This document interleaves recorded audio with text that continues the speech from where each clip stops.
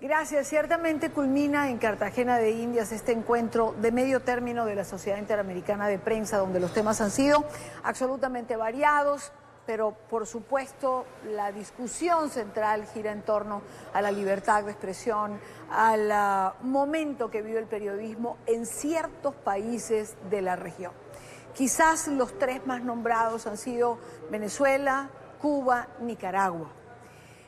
Los debates en torno al periodismo de resistencia, a qué hacer para poder informar, a la perspectiva o lo que se están planteando los periodistas que viven dentro de cada uno de estos países, aunque en relación a Venezuela la situación política por la que actualmente atraviesa este país ha sido también tema quizás con más peso el primer día en que comenzó el viernes pasado este encuentro de medio término de la Sociedad Interamericana de Prensa.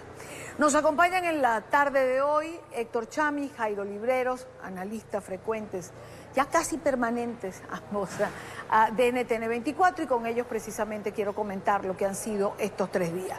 Gracias a ambos por estar aquí. Héctor, comienzo contigo a una perspectiva general y luego vamos a ciertas aristas concretas que quiero tratar con ambos. Sí, bueno, gracias, un gusto. Lo señalaste, los temas. Agregaría a esos temas, a la situación de la libertad de prensa por restricciones políticas, la violencia contra periodistas en algunos países por razones no estrictamente políticas. Y me refiero a la violencia que ejerce el narcotráfico, cuando en algunos países, México, Honduras, que fueron mencionados varias veces, sí, cuando periodistas investigan el narcotráfico, la corrupción y las conexiones entre ambos con el poder político. Hasta ahora ha sido un periodista asesinado por semana en México desde que comenzó el año. Sí. Ese ha sido un tema importante también. Y hoy además hemos concentrado bastante el foco en Nicaragua, en la situación de Nicaragua en particular. Con el caso de Mora y Pineda, Miguel Mora y Lucía Pineda, que realmente creo que se han convertido en un símbolo de la represión hacia la libertad de expresión. Jairo, igual que a Héctor, una visión general de entrada de lo que han sido estos días del encuentro de la Sociedad Interamericana. Y Daniel, yo creo que cada vez que tenemos la oportunidad de compartir en las reuniones de la CIP, surgen nuevas dudas, nuevas preocupaciones, pero no sé si Héctor lo compartirá, pero yo a veces me puedo sentir también en un déjà vu, porque si uno mira lo que ha sido la historia de la CIP, pero también tiene en cuenta otro tipo de herramientas, nos devolvemos 10 años, 15 años, 20 años, y también vamos a encontrar gobiernos opresores, carteles incipientes de narcotráfico o de otro tipo de actividad ilícita persiguiendo periodistas, también encontramos corruptos persiguiendo periodistas, pero en esta reunión en especial, además de ese déjà vu, hay otros elementos que me han parecido fascinantes. Yo creo que después de esta reunión en Cartagena tenemos claro que se requiere un mayor nivel de solidaridad entre periodistas, informe que sale, informe que debe ser no solamente estudiado con rigor, sino publicitado con la lealtad máxima y con la solidaridad para que el periodista se sienta más protegido. También me queda algo muy importante de esta reunión en Cartagena. Nosotros nos preocupamos por fortalecer la democracia, nos preocupamos por tener mayores estándares de libertad de prensa, pero hemos descuidado mucho tener una mejor relación con la sociedad civil y con las empresas privadas.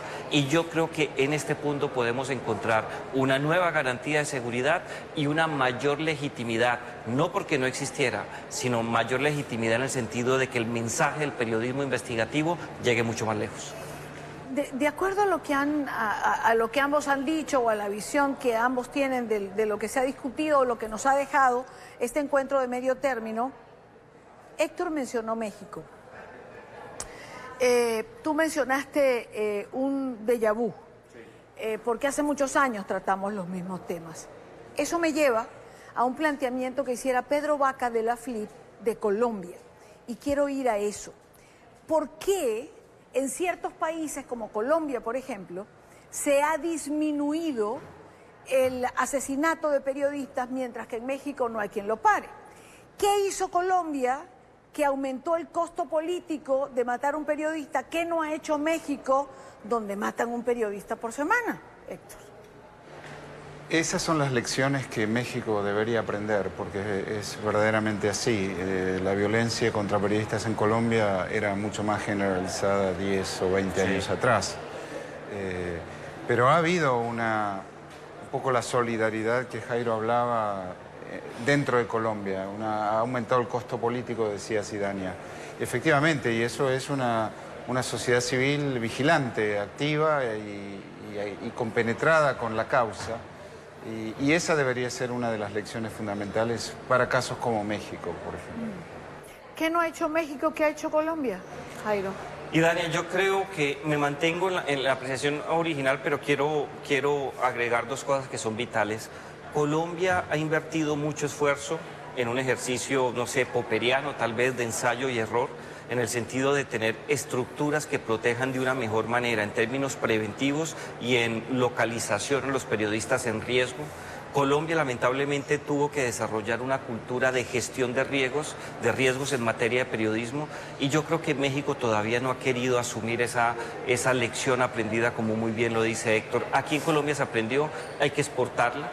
En segundo lugar, yo creo que nosotros en los últimos 20 a 25 años, en el caso colombiano, se logró consolidar una policía nacional, un servicio de policía a nivel nacional, mucho más profesional, mucho más estricto. Yo creo que la diáspora de policías locales ha fomentado, de un lado, la corrupción y de otro lado ha permitido que cuando un gamonal o un hombre corrupto político local o un narcotraficante esté interesado en tener mayores niveles de impunidad, compre la policía local. En Colombia es mucho más difícil. ¿Hay corrupción? Claro que sí, pero al tener un esquema de Policía Nacional, yo creo que se ha evitado mucho ese tema. Esos dos puntos son importantes, y un tercero, que yo lamento mucho en el caso de México y me preocupa. No hay una cultura de respeto a los derechos humanos, especialmente frente a la libertad de prensa. México creo que está rezagado en ese punto también. ¿Puede López Obrador hacer una diferencia? No lo sé, debería, sería positivo.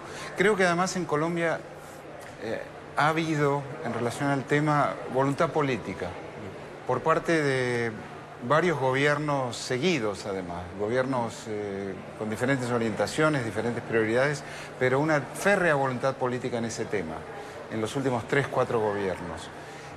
Y esa voluntad política en México no está tan claro que exista, porque efectivamente hay estados en la periferia, fuera del Distrito Federal, de la Ciudad de México, en donde efectivamente existe una colusión entre la autoridad local, el narcotráfico y la policía. Y entonces ahí es donde Sinaloa o Veracruz ha habido casos muy sonoros en la prensa, de asesinatos de periodistas. En esos sitios, la prensa, los periodistas son extremadamente vulnerables. Quiero pasar un poco al entorno político o a lo político, que nunca falta en eventos de este tipo. Y hay algo que me llamó muchísimo la atención cuando exponían Joanny Sánchez y su esposo, que estuvieron por Cuba, o cuando exponían los hermanos Chamorros, tanto Carlos como Cristiana. Cuba y Nicaragua miran a Venezuela.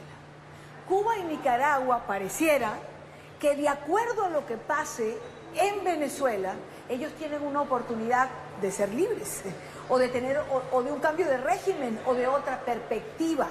No es como poner mucha responsabilidad en Venezuela, que además está dando una batalla increíble por recuperar su democracia, y lo digo porque la extrema crueldad de los días que están viviendo los venezolanos, sin agua, sin luz, sin medicina, sin comida, es algo que duele profundamente y que creo que no habíamos visto hace mucho tiempo. La situación de Venezuela es mirada desde toda la región, desde todos los países. Y yo creo que no es exagerado, porque ahí hay una moraleja, que es si este régimen se va a perpetuar o si va a caer. Este régimen tiránico y usurpador. Y digo esto porque América toda tiene una serie de instrumentos de integración que exigen ser democráticos. La Carta Democrática es un documento que todos los países de la región firmaron acerca de la pertenencia a un sistema de democracias. Y ya sabemos que hay varios que no la practican. Entonces la posibilidad de mantener esa democracia viva para todos, en muchos sentidos está vinculada a si Venezuela logra recuperar su democracia o no. Porque la moraleja de recuperar la democracia, el efecto de demostración sería muy poderoso. Y viceversa.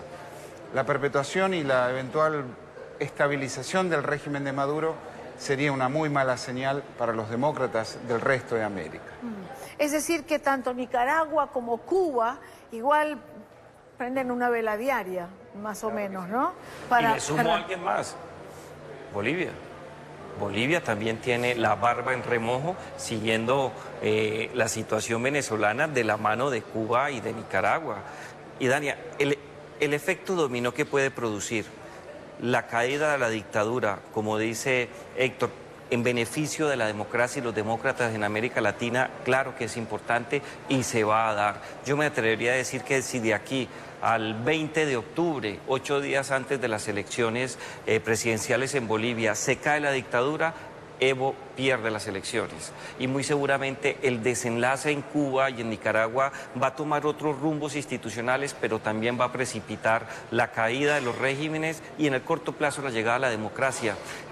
No es gratuito, Idania, que en Europa de la posguerra se hablaba con mucha preocupación del efecto dominó, que Rusia o la Unión Soviética en su época capturada país por país hasta que un efecto dominó lo llevara a conquistar toda Europa, especialmente la Europa del oeste.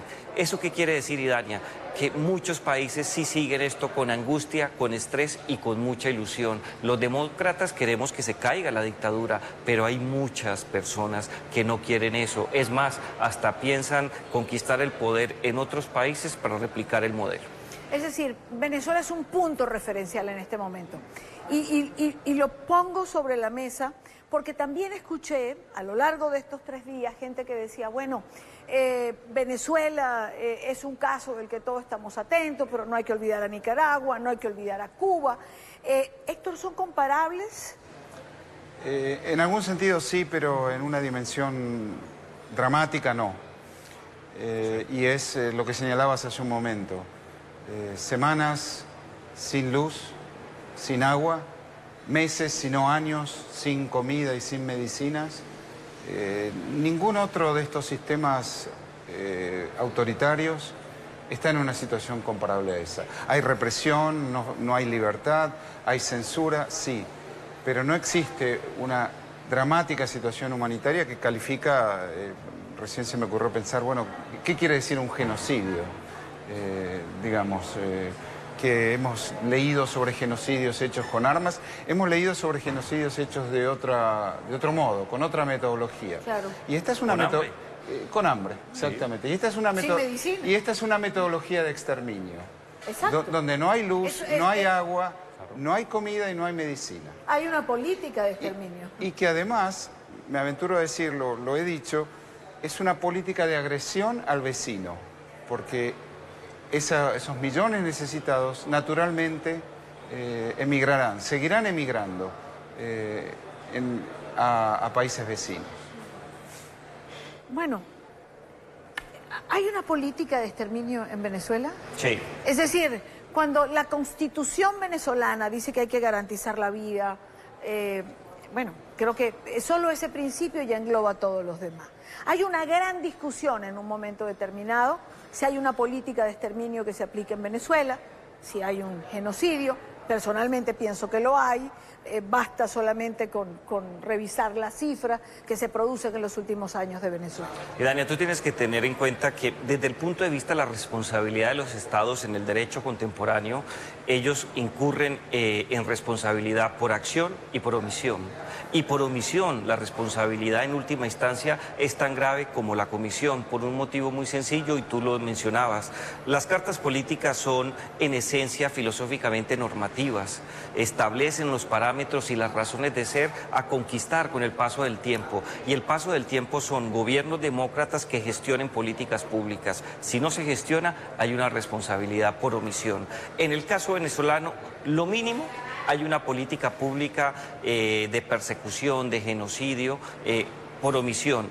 Pero yo eso lo diría hasta hace unos 3 a 4 años. En los últimos 4 a 5 años tal vez, yo creo que el exterminio también es por comisión, porque se toman decisiones para alcanzar no solamente la persecución y la muerte de muchos venezolanos, sino dejarlos limitados, sin capacidad de protestar, sin alimentos, sin medicinas. Yo creo que en el caso de Venezuela se conjugan de la peor manera posible esas dos tipos de responsabilidades, acción y por comisión frente a un tema de aniquilamiento. Retomo el planteamiento anterior de si la atención, digamos, de la región o la atención de los medios de comunicación está puesta más en Venezuela que en Nicaragua o en Cuba. En NTN 24 nos ocupamos de los 3 casos. Evidentemente en la tarde hay un espacio más amplio para Venezuela porque hay un público que nos siguen y por mi relación con el país que todos conocen. Pero cuando los cubanos y los nicaragüenses miran hacia Venezuela, esperando a ver qué pasa allí para resolver su propia circunstancia, uno entendería que tiene un peso, que los 3 están en el espectro, pero que evidentemente Venezuela tiene un peso particular porque estos 2 países a su vez están viendo a ver qué pasa aquí para resolver su propia circunstancia. Bueno, y además porque Venezuela sigue enviando petróleo a Cuba y eso es un tubo de oxígeno para el régimen del Partido Comunista Cubano. Y entonces eso es una necesidad vital, que Venezuela continúe y que continúen esos envíos. Entonces, claro que sí. La dependencia con Nicaragua, con Venezuela no existe en el caso de Nicaragua, pero es político. Es una dependencia política porque ambos constituyen una especie de amortiguación del régimen cubano, ¿no? Ahora, Héctor mencionaba, se atrevía a mencionar, así lo dijo él mismo, una política de agresión al vecino. Sí. De no solucionarse esta circunstancia por la que atraviesa Venezuela, hay quien apuesta que esta ola migratoria, que creo que ya sería la 5ª, digamos por el análisis que han hecho varios catedráticos en relación a este tema. Esta 5ª ola se espera que sea muy grande. ¿Puede esta ola desestabilizar a la región? Es decir, creo que hasta ahora países como Colombia, Chile, Argentina, Perú han intentado manejar esta circunstancia del éxodo venezolano. Pero si nosotros lo llevamos a unos cuantos millones más, ¿qué efecto va a tener esto? Evidentemente en Colombia, que es el país de choque, el que recibe el primer impacto, pero igual más allá. Y Dania, yo creo que va a tener 2 efectos si ese escenario se llega a dar. Países como Ecuador, yo creo que entrarían en un colapso muy fuerte en el corto plazo. Para muchos venezolanos y con argumentos racionales es mejor migrar a Ecuador porque es un mercado dolarizado y el dinero que reciben se convierte en unas divisas mucho más fuertes en Venezuela y en otros países, pero ya no hay espacio desde el punto de vista económico para atender la mano de obra que existe. Yo creo que tendría un colapso económico muy delicado, pero Colombia sufriría otro colapso no económico, pero sí en su infraestructura de servicios públicos. En estos momentos, Héctor, en el caso colombiano, la nación, los departamentos y los municipios están al borde en la prestación de servicios de educación, salud, y acompañamiento en asistencia humanitaria. Es muy difícil. Peor aún, la situación económica desde el punto de vista fiscal también está muy resentida. Si llegan más de 500.000 personas en 12 a 18 meses, creo que vamos a tener unos problemas muy delicados solamente en esos 2 países. Y si ellos colapsan, el efecto en el mediano plazo, en 3, 4 años, se lleva toda América Latina porque van a tener la necesidad de recibir, de invertir más, de subir los impuestos. Estamos ante un escenario muy delicado. Van a ser más de 500.000 personas. Ahora, la pregunta, Héctor, es ¿cómo va a maniobrar América Latina para llevar adelante esta situación? Es decir, para evitar un shock, para evitar un colapso como el que Jairo acaba de describir, porque es una realidad. Es una realidad. El éxodo venezolano toma hoy en Colombia 4 puntos del producto. Eso es una carga fiscal enorme. Cada punto que se le agregue a eso va a ser una situación dramática para las cuentas públicas de Colombia. Y que además ha tomado el gobierno la decisión explícita de ser solidario y generoso, que nunca dejo de subrayarlo. Ni yo tampoco. Pero todo depende también, uno toca a fondo hasta donde tiene los recursos también. Y el resto de América Latina, que ahora está consciente de Venezuela, ahora está consciente del problema de Venezuela, hay que decirlo. Sí. Porque para Colombia es existencial, porque es el vecino, está al lado. Y son dos países que han tenido contacto y una frontera porosa históricamente, ¿verdad? Y el un lado y del destino, otro. el destino es hermanado. Exacto. Un destino Exacto. hermanado. Pero en países más lejanos no es existencial. A la larga va a serlo, pero estas son crisis que uno tiene que anticipar, un gobierno tiene que anticipar. Y llegar tarde... ¿Anticipa?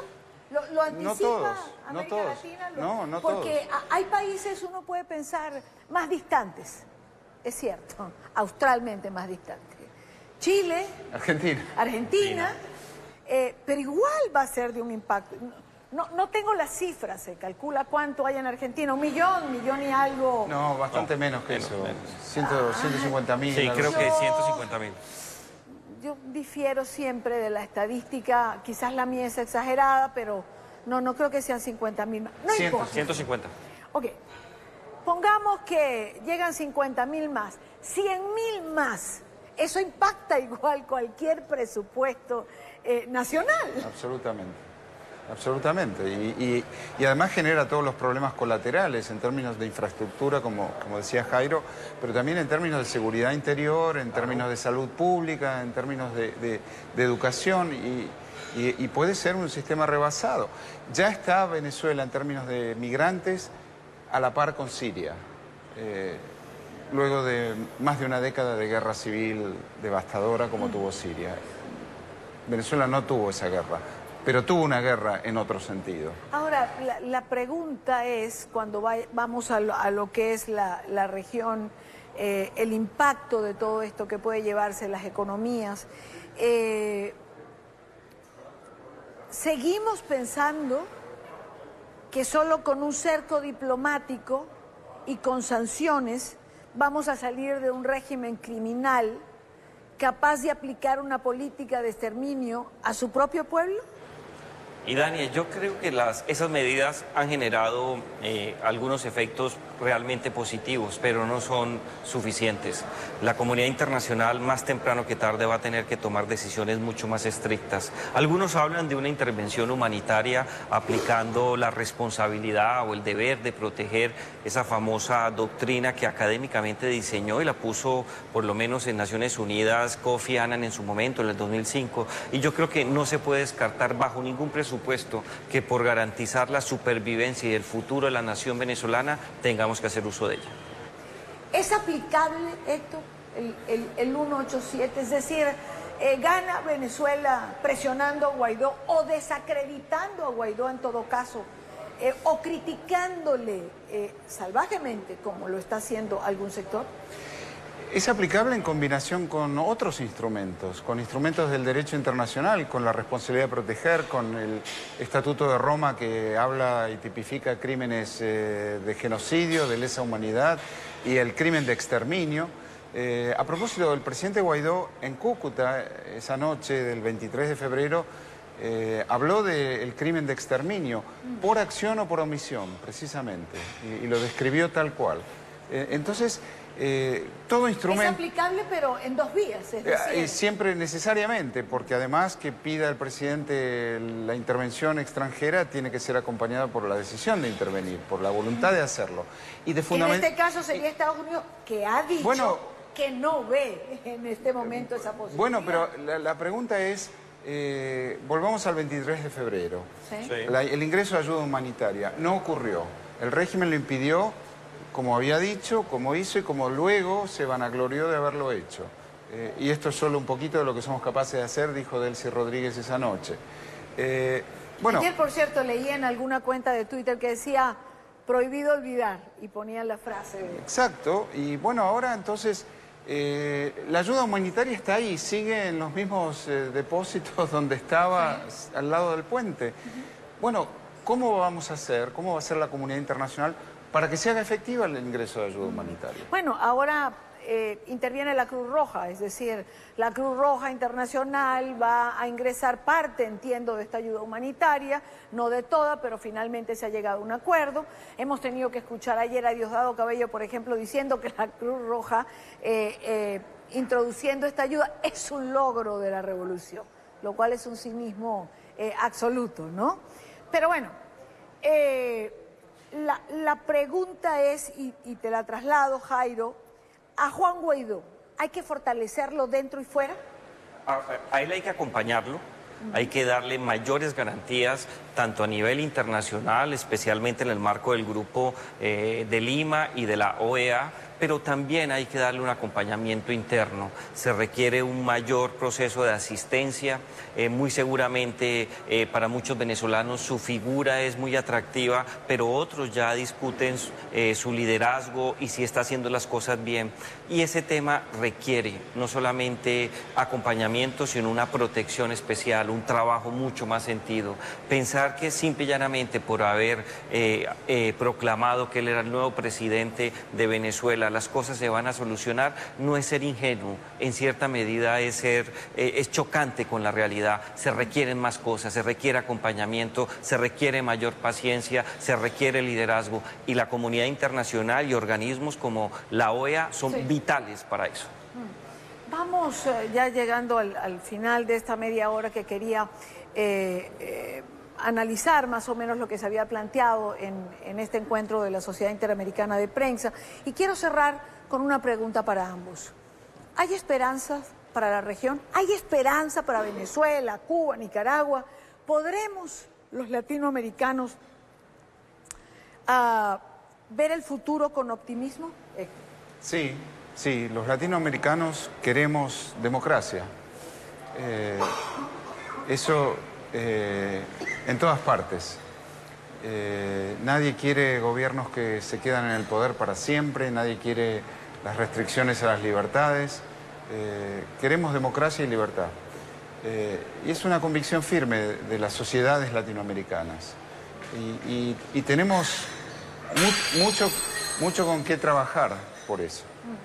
¿Hay esperanza, Jairo? Y Dania, yo creo que el único camino que nos va a permitir garantizar ser lo que somos con el transcurso de los años es la democracia liberal. Por eso yo soy optimista, estoy de acuerdo con Héctor, y es nuestro destino inevitable caminar juntos en América Latina los senderos liberales de la democracia. Quiero agradecerle a ambos por habernos acompañado en este balance, y además, de verdad, un agradecimiento muy sentido, porque ustedes no saben, no tienen idea, o quizás ideas sí, por cómo nos ven sudar, sobre todo a esto. Ustedes no saben el calor que hay aquí, donde estamos, ¿ah? De verdad, gracias por acompañarme. A ti, Dania. A ti, gracias. No, y gracias además a todo nuestro equipo técnico, tanto de RCN como quienes hemos estado de NTN 24, por el esfuerzo en acompañarnos, por esta cobertura que hemos hecho durante 3 días, por llevar nuestra señal en streaming, en vivo y directo. Cada uno de nosotros ha dado lo mejor de sí para que usted esté informado de lo que ha estado ocurriendo aquí en Cartagena. Pero creo que es justo reconocer el trabajo de cada uno de los muchachos que han estado aquí mucho antes que nosotros, que los periodistas llegan muy temprano, instalan todo, recogen, han estado allí siempre presentes para ambos canales y gracias a ellos y a su trabajo ha sido posible que usted esté allí y nosotros también. Regreso a nuestro Centro Internacional de Noticias.